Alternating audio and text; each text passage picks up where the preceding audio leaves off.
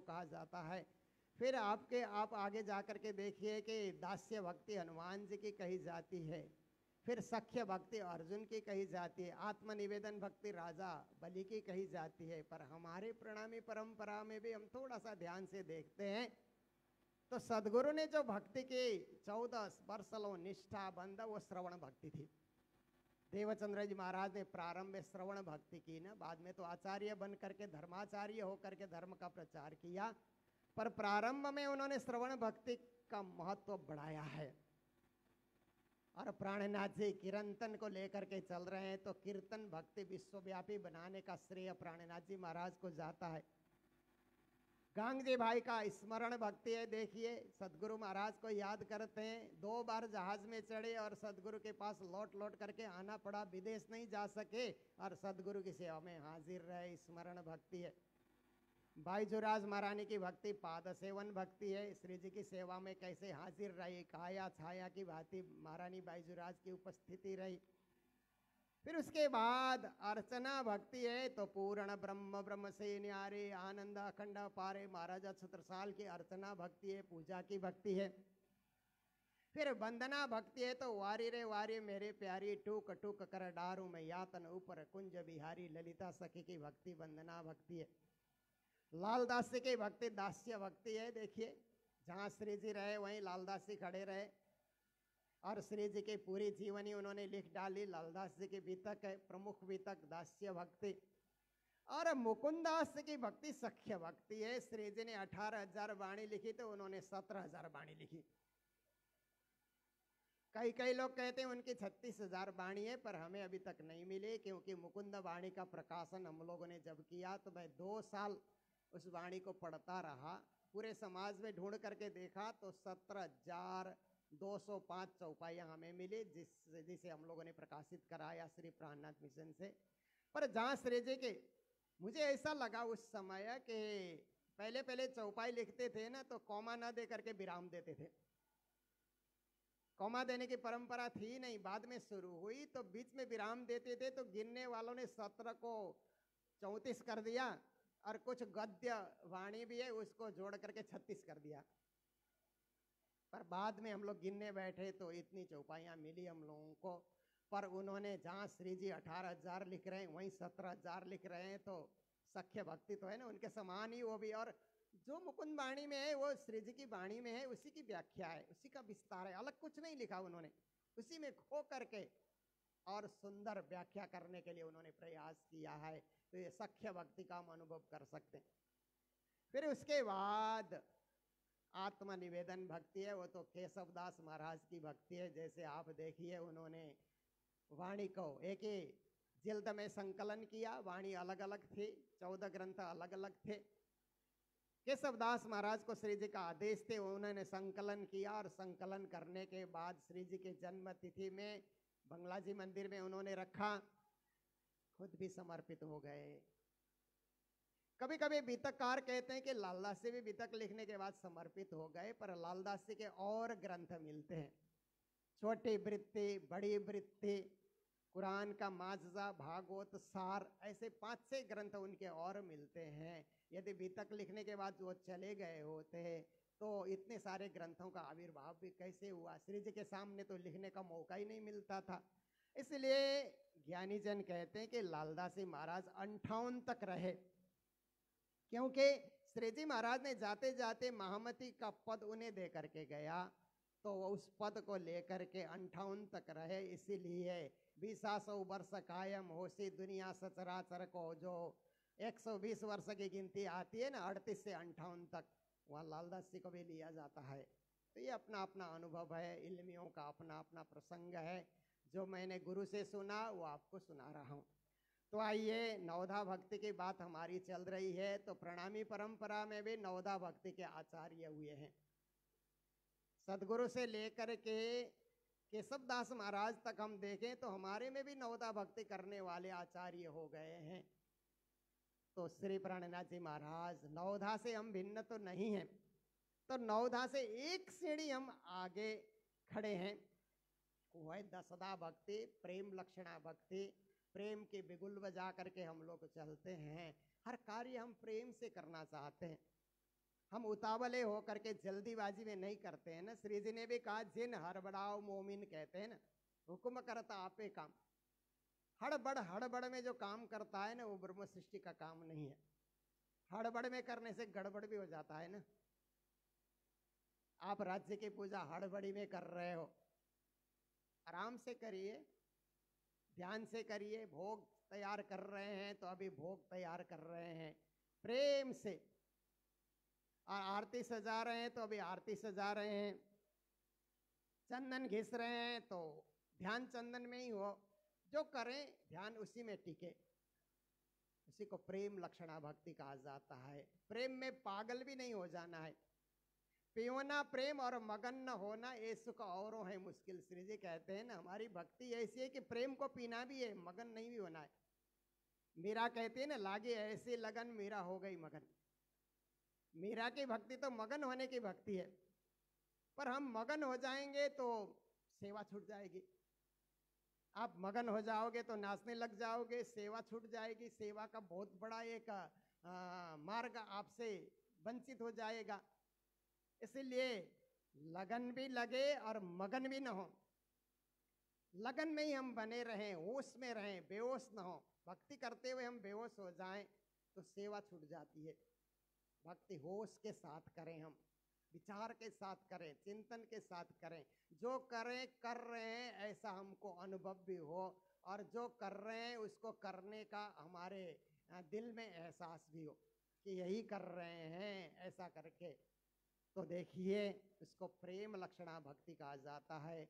गुरु जी मंगलदास जी ने अपने प्रार्थना पुष्पांजलि में इसके लिए 2 पंक्ति रखी। प्रेम रूप मन प्रेम तना, प्रेम साज श्रृंगार, खेल ओ रस प्रेम माया, प्रेम आहार विहार। रूप भी प्रेम का, मन भी प्रेम का, तन भी प्रेम का, जीवन भी प्रेम का, आहार भी प्रेम का, विहार भी प्रेम का, सब कुछ प्रेम ही प्रेम। हमारे ऊपर से नीचे तक, पांव से सिर तक प्रेम ही प्रेम भरा हुआ होना चाहिए। वो हमारे चाल से पता लगता है। आप चल करके आएंगे ना तो आपकी चाल से पता लगता है कि आप में प्रेम है कि नहीं। बोलने से पता लगता है प्रेम है कि नहीं। तो देखिए, ऐसी प्रेम लक्षणा भक्ति है। तो श्री जी महाराज कहते हैं नवधा से आगे की ये भक्ति है, इसलिए रेहू नाही नवधा में, नवधा भक्ति में हम अभी नहीं हैं। फिर मुक्ति में भी नहीं। उन्होंने कहा कि मैं मुक्ति में भी नहीं हूं। क्या है ये? 4 प्रकार की मुक्ति की व्याख्या हमारे धर्म ग्रंथों में आती है ना। भागवत में भी है 4 प्रकार की मुक्ति। आप देखिए, सारूप्य मुक्ति, सालोक्य मुक्ति, सामीप्य मुक्ति, सायुज्य मुक्ति, ये 4 मुक्ति कहा जाता है ना। वो 4 मुक्ति में क्या होता है कि 4 मुक्ति में क्या होता है कि सालोक्य मुक्ति का अर्थ होता है परमात्मा जिस लोक में है उसी लोक में पहुंच जाना। विष्णु भगवान जहां पर है उसी लोक में पहुंच जाना, उसको सालोक्य मुक्ति कहा जाता है। फिर उसके बाद है सारूप्य मुक्ति। जैसे विष्णु भगवान का स्वरूप है ऐसे उनके पार्षदों का भी स्वरूप है, उसी स्वरूप में मुक्त हो जाना।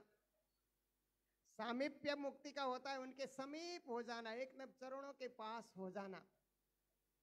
सायुज्य का अर्थ होता है उनमें लय हो जाना, अपना अस्तित्व कुछ नहीं रखना, विष्णुमय हो जाना। पर हमारी भक्ति कैवल्य भक्ति कहा जाता है। प्रणामी भक्ति क्या है? शास्त्रों की भाषा में कैवल्य भक्ति कहा जाता है। ये क्या है कि परमात्मा के समीप भी है, परंतु परमात्मा के सामने हमारा अस्तित्व भी बचा हुआ है। मुक्ति है, केवल मुक्ति है, पर लय नहीं है, विसर्जन नहीं है। समर्पण है पर विसर्जन नहीं है। देखिए कैसी निराली भक्ति है, कैसी विशुद्ध भक्ति है कि वहाँ भी आप आनंद विभोर हो रहे हैं, वहाँ भी राज्य की सेवा में हाजिर हैं, वहाँ भी राज्य को अपने आंखों से दर्शन कर रहे हैं, और सब कुछ राज्य की इच्छा से कार्य कर रहे हैं ना। वहाँ भोग धराते हैं तो कहते हैं ना, ये सब इच्छा सो मगावे पर सखियों को सेवा भावे, कहते हैं ना। राज्य चाहे तो परम धाम में अपनी इच्छा से भोग, व्यंजन, वस्त्र, लत्ते, कपड़े, साज, श्रृंगार खुद मंगा सकते हैं। श्रृंगार अपने आप हाजिर हो जाएंगे, पर सखियों को तो सेवा चाहिए ना, सेवा के बिना सखियां रह नहीं सकती हैं, इसलिए सखियां सेवा करने के लिए सामग्री को लेकर के उपस्थित हो जाती हैं। ये परमधाम की लीला है। और परमधाम में सखियों का भी अस्तित्व है, जैसे सूर्य के सामने किरणों का भी अस्तित्व है ना। सूर्य के साथ किरणें हैं, लय नहीं है किरणों का कि एक सूर्य का गोलाकार ही रह गया, ऐसी बात नहीं, उससे किरणें छूट रही है। ऐसे ही राज्य के सामने भी 12,000 सखियां किरणों के रूप में वहां पर अपने अस्तित्व में हैं।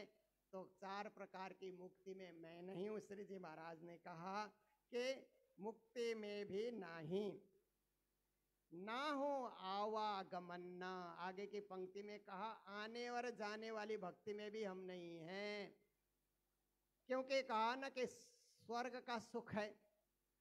पर कहते हैं, गीता में कहते हैं, ते तम भुक्त्वा स्वर्गलोकम विशालम क्षिणे पुण्य मर्त्यलोकम विसंति।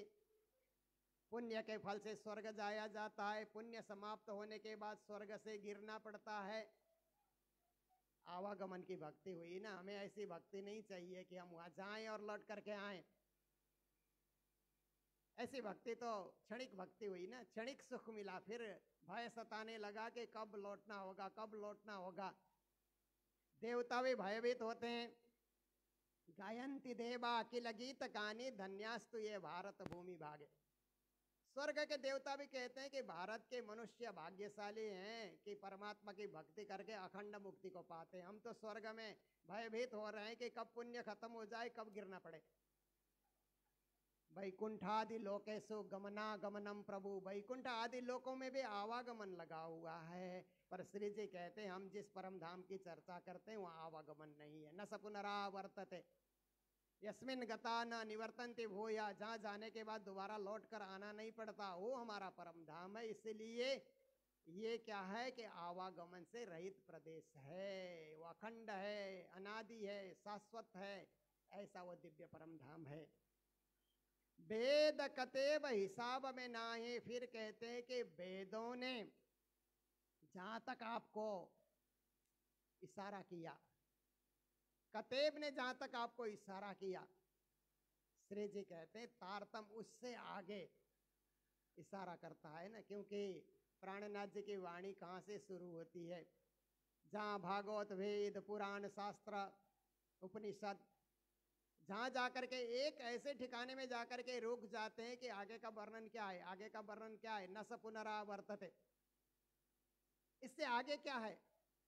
तो श्री प्राणनाथ जी महाराज वहां से शुरू होते हैं तारतम ज्ञान को लेकर के। इससे आगे बेहद है, अक्षर है, अक्षरातीत है, जबकि अक्षर अक्षरातीत की बातें गीता में भी है, परमधाम शब्द गीता में भी है, यद्गत्वा न निवर्तन्ते तद्धाम परमं मम उपनिषद में भी है, परमात्मा परम ज्योति परम धाम परागति श्रीमद् भागवत में भी है, हम ब्रह्म परम धाम ब्रह्मा हम परमम पदम।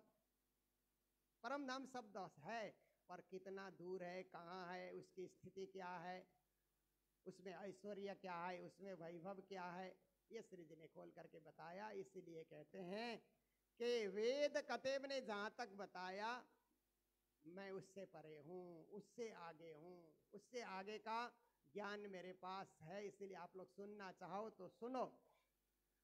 हिसाब में ना ही ये 4 प्रलय हिसाब में किया जाता है ना, नित्य प्रलय, नैमित्तिक प्रलय, प्रकृति प्रलय, जबकि महाप्रलय में सारा ये 14 लोक विश्व ब्रह्मांड जहाँ तक सृष्टि है, क्षर ब्रह्मांड, क्षर सर्वाणि भूतानि, इसका नाश हो जाएगा। ये जो कैलकुलेशन है ना, ये टाइम फैक्टर है, इसमें भी श्री जी कहते हैं इस हिसाब किताब में मैं नहीं हूँ। फिर कहते हैं ना माहे बाहर ना सुनना, हम इस धरती के अंदर भी नहीं है, धरती से बाहर ये जो 14 लोक की सृष्टि है इसमें भी नहीं है, 14 लोक से परे शून्य की सृष्टि है, निराकार की सृष्टि है, उसमें भी मैं नहीं हूँ, मैं उससे भी परे हूँ। इसलिए कहा निराकार के पार थे 3 पार के भी पार। प्राणनाथ जी का ज्ञान कहाँ का है? निराकार से परे, उससे भी परे, परे से परे का ज्ञान है। देखिए ये बात कहते हुए श्री जी ने गर्व का अनुभव किया, और हमें भी ऐसी बातें करते हुए गर्व का अनुभव करना चाहिए, अहंकार नहीं करना चाहिए। हम परे से परे की भक्ति करते हैं, इस बात का अहंकार नहीं करना चाहिए। परे से परे की भक्ति करते हैं, इस बात का गर्व जरूर करना चाहिए। हम गौरवान्वित हो रहे हैं श्री जी महाराज के ऐसे ज्ञान से। हम अहंकारी नहीं बन रहे हैं, हम किसी से द्वेष नहीं करते, किसी संप्रदाय से हमारा द्वेष नहीं है। सब अपनी अपनी जगह कर रहे हैं, साधना कर रहे हैं, भक्ति कर रहे हैं, मोक्ष पाने के लिए प्रयास कर रहे हैं। पर हमारी भक्ति कहीं निराली है, ये गोपी भाव की भक्ति है, ये परम पद पाने वाली भक्ति है, परम धाम दर्शाने वाली भक्ति है। तो प्यारे सुंदर साथ जी, एक चौपाई का सारांश मैंने आपके समक्ष रखा। आज के दिन हमारे अमरावती के सुंदर साथ ने कहा कि आज महामंगलपुरी धाम के 11वें आचार्य श्री 108 पीताम्बर दास महाराज जी के नाम से आज का भंडारा है। तो मैंने सोचा कि पीताम्बर दास महाराज तो हमारे गुरु के गुरु हैं, महागुरु कहा जाता है, दादा गुरु कहा जाता है।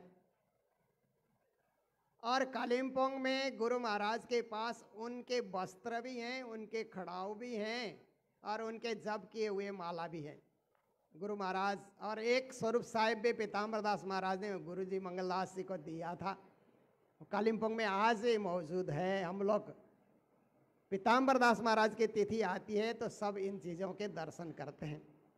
तो थोड़ी सी बात मैं पीताम्बर दास महाराज की करना चाहूँगा कि 11वें आचार्य कितने महान थे। और ये जो भव्य मंदिर है ना महामंगलपुरी का, वो उनके कार्यकाल में ही निर्माण हुआ ये मंदिर का, जिसके हम आज दर्शन कर रहे हैं। पीताम्बर दास महाराज से पहले मोहनदास महाराज यहाँ के महंत थे। वो धाम जाने लगे तो उन्होंने अपने वसीयत में लिखा कि मेरे बाद जो भी महंत आएगा, सबसे पहला काम होगा कि मंदिर जीर्ण हो रहा है उसका पुनरुद्धार करे, पुनर्निर्माण करे। और वसीयत के साथ थोड़े से सोना चांदी द्रव्य जो उनको चढ़ा था वो भी पोटली बना करके उन्हें रख दिया था।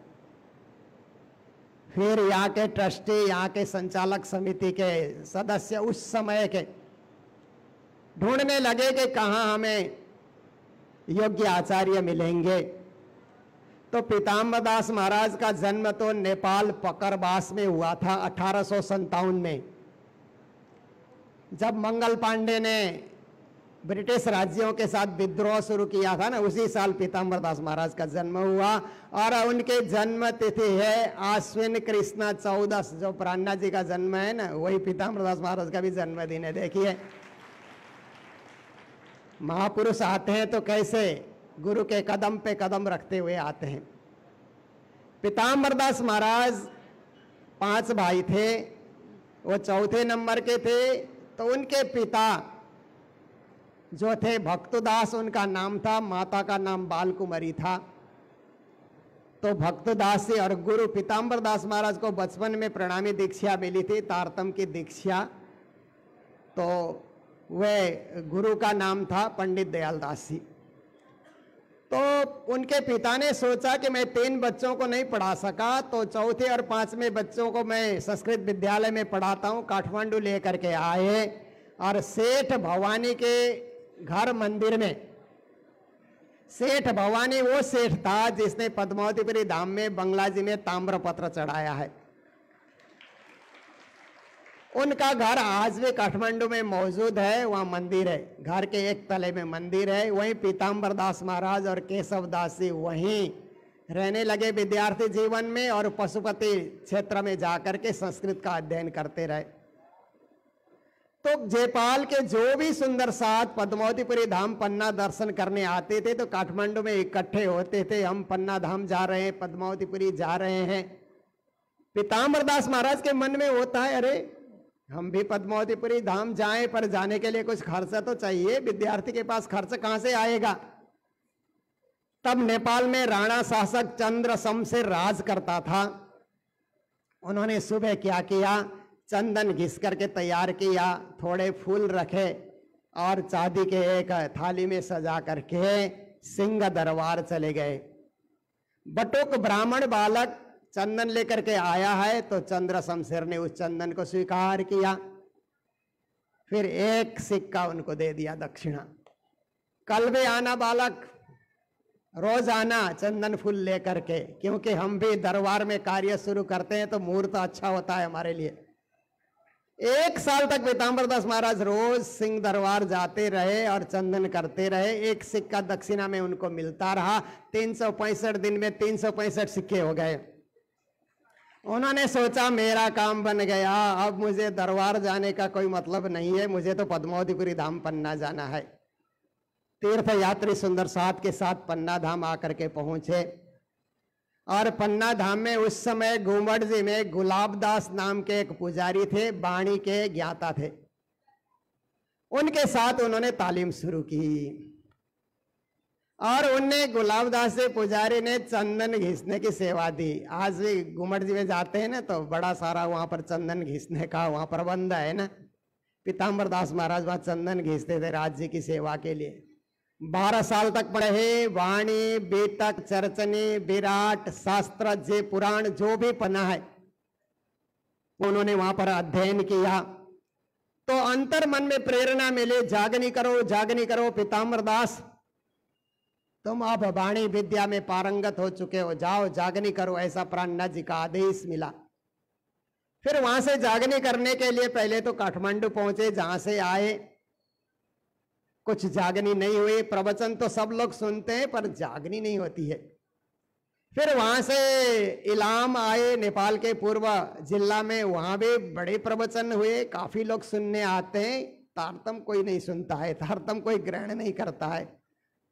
उसके बाद दार्जिलिंग चले गए, टकबर, कालिम्पोंग इच्छे में गए जहां पहले से मंदिर बने हुए थे, जलपाईगुड़ी में गए, फिर रेल में चढ़ करके तेजपुर पहुंचे, आसाम।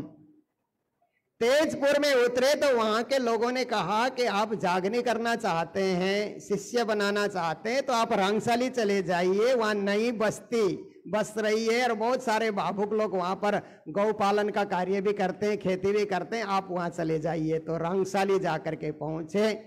वहां जब उन्होंने वाणी, चर्चा और प्रवचन सुनाना प्रारंभ किया ना तो 1 हफ्ते में 400 लोगों की एक साथ जागनी हो गई। बोलो कृष्ण कन्हैया लाल की। उन्हें लगा ओहो राजी महाराज आसाम में मेरे से जागनी कराना चाहते थे, क्योंकि यहां तक धर्म पहुंचा नहीं था, इसीलिए श्री जी महाराज ने मुझे यहां भेजा। खूब जागनी हुई। गुरुजी मंगलदास जी के पिता भी वहीं पहुंचे, माता पिता बालक मंगल को लेकर के उनकी भी वहीं जागनी हुई। उसके बाद सब सुंदर साथ जागे तो एक मंदिर की स्थापना भी वहां हुई, जिसको आज पीताम्बर पीठ धाम कहा जाता है। असम रंगशाली में दर्शनीय मंदिर है। फिर उसके बाद सारे सुंदर साथ कहने लगे गुरु महाराज आप पद्मावतीपुरी धाम की बातें सुनाते, हमें ले चलिए ना, दर्शन कराइए पन्ना धाम के। जागे हुए सुंदर साथ की मंडली लेकर के पन्ना आए और सारे मंदिरों के दर्शन करा रहे थे, प्रवचन कर रहे थे। तो सूरत के ट्रस्टियों ने देखा कि इतने महान और देदीप्यमान संत हमें सूरत के लिए चाहिए।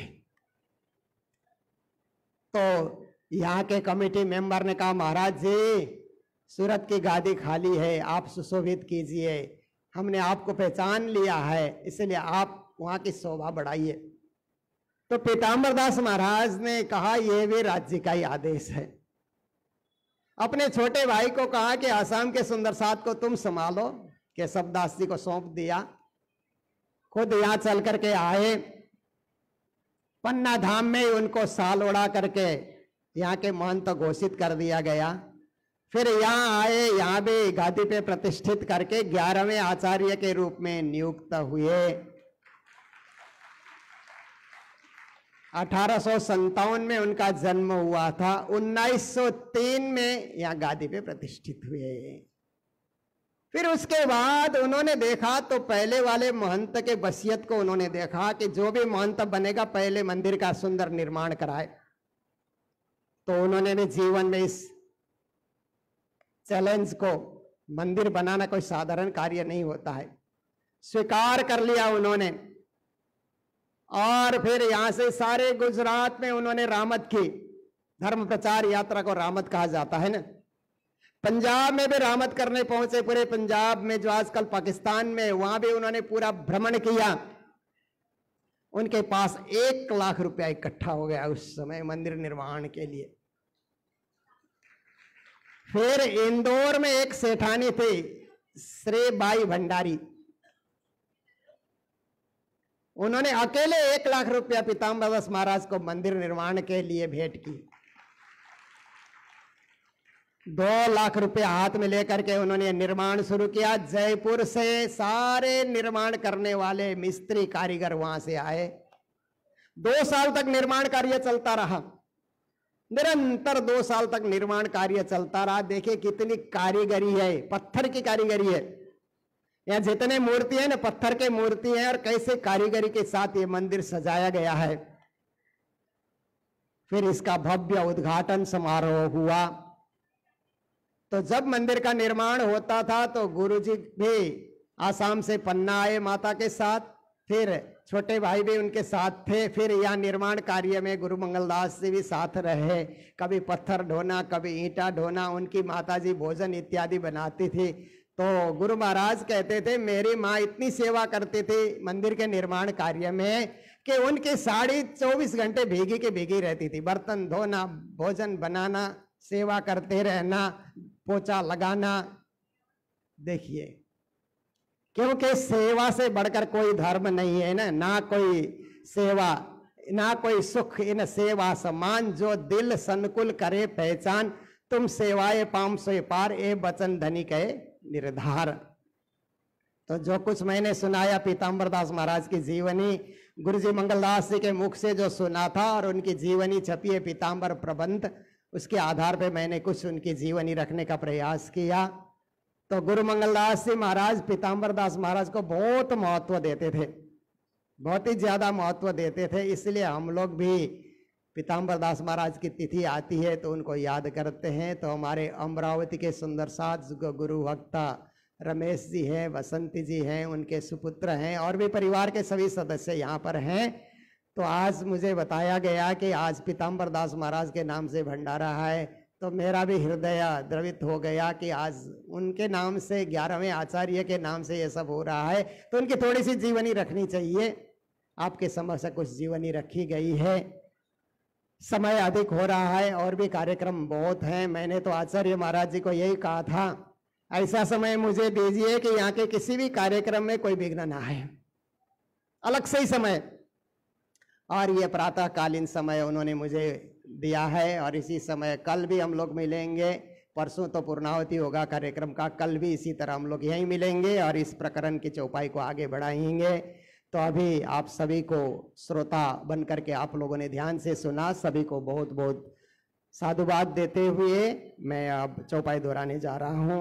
आशा है आप सब लोग भी साथ दोहराएंगे, और इसके बाद हम लोग प्रेम से पिया तुम तैसी का गायन करेंगे, अर्जी करेंगे।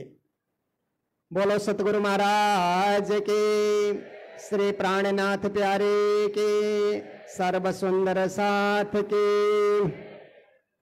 रे हो नाही नवदा में, मुक्ति में भी नहीं, ना हो आवागमन, ना हो आवागमन। वेद कतेबा हिसाब में नाही, वेद कतेब हिसाब में नहीं। ना माहे बाहिर ना सुनना, ना माहे बाहिर न सुन, ना माहे बाहिर ना सुनना, ना माहे बाहिर न सुन। बोलो श्री प्राणनाथ प्यारे, श्री धाम के धनी की प्रणाम। पिया तुम हो तैसी कीजियो, मैं अर्ज करूं मेरे पीव जी, मैं अर्ज करूं मेरे पीव जी। पिया हम जैसी तुम जिन करो, मेरा तलफ तलफ जाए जीव जी, मेरा तलफ तलफ तलफ जाए जीव जी। पिया जीव रातो जीवे नहीं, क्यों मीठे दिल की प्यास। तुम बिना किन से कहूँ पिया तुम मेरी आस जी। पिया तुम मेरी आस जी। पियास वीरानी में तो करूँ पिया जो कोई दूसरा सब वेद वाला जी सामरथ दिन रैन जात रोए रोए जी। दिन रैन जात रोए रोए जी। पिया जन्म दीजो मैं उती, सो तुम देखते की जी। पिया जब तुम आप दिखाओगे तब देखूंगी नैन नजर जी। तब देखूंगी नैन नजर जी। ये पुकार पिया मेरी सुन के दिल करो अब जेन। पल पल खबर जो लीजियो, इति अर्ज करे दुल्हन। इति अर्ज करे दुल्हन। पिया इति अर्ज में तो करी, जो बीच पड़ी अंतरा सो अंतर आड़ी टाल के दुल्हा लीजे कंठ लगाए जी। दुल्हा लीजे कंठ लगाए जी। पिया कंठ सो कंठ लगाए के कीजिए हास विलास। पिया वारुणी जाए श्री इंद्रावती, धनी राखो कदमों के पास जी। पिया राखो चरणों के पास। पिया तुम दुल्हा में दुल्हन, और न जानू बात। इश्क सो सेवा करूं सब अंगों साक्षात। पिया सब अंगों साक्षात। पिया सदा सुख दाता धाम धनी, क्या कहूँ किनसो बात। श्री महमत युगल स्वरूप पर, वारी अंगना बल बल जात जी। वारी अंगना बल बल जात जी। पिया सदा सुख दाता प्राणपति, क्या कहूँ क्या बात। श्री महमत युगल स्वरूप पर, वारी अंगना बल बल जात जी। वारी अंगना बल बल जात जी। पिया तुम तैसी की जियो, मैं अर्ज करूं मेरे पीर जी। पिया हम जैसी तुम जिन करो, मेरा तलफ तलफ जाए जीव जी, मेरा तलफ तलफ जाए जी। विश्व प्राणनाथ प्यारे। प्राणाधार सुंदर साथ जी, आप सभी को भली प्रकार से विदित ही है कि आज आद्यपीठ श्री पांच मां मंगलपुरी धाम जगत गुरु आचार्य परम वंदनीय प्रातः स्मरणीय श्री श्री 108 सूर्यनारायण दास जी महाराज का रजत जयंती इस गादी पर विराजमान उनको 25 वर्ष हो चुके हैं। आज के दिन 25 वर्ष पूर्व महामती श्री प्राणनाथ जी और बाईजूराज की असीम कृपा से उनको ये सुंदर साध की जागनी का सेवा का कार्य धामधनी ने बख्शीश किया था। उनके प्रेम, सेवा, समर्पण, ज्ञान, भक्ति का आज ये दिन है जो उन्होंने तप किया ये 25 वर्ष तक। हम सभी निष्ठावान होके समर्पित भाव से उनके चरणों में, राजी महाराज के चरणों में प्रार्थना